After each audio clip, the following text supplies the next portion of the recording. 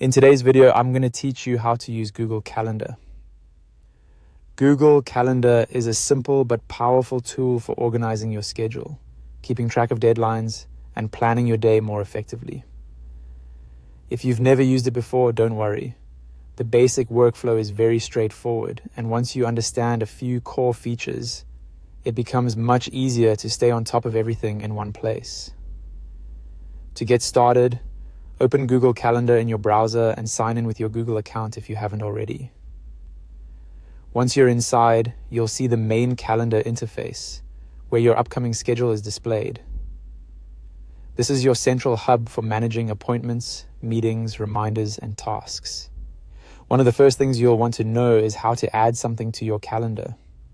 To create a new event or task, click the Create button. This opens the event creation window where you can enter the details you need. For example, you can give the event a title, choose the date and time, and decide whether it's something that lasts all day or happens during a specific time slot. If you're creating a task instead of an event, that can be useful for tracking things you need to complete without necessarily blocking off a full meeting time. As you add items, try to name them clearly so they're easy to recognize at a glance. A well-labeled calendar is much easier to scan quickly, especially when your schedule starts getting busier. Another important feature in Google Calendar is the ability to change how you view your schedule. At the top of the screen, you can switch between daily, weekly, or monthly views using the top menu. Each view serves a different purpose. The daily view is helpful when you want to focus on a detailed breakdown of a single day. The weekly view gives you a broader look at your upcoming commitments and is often the most practical for regular planning.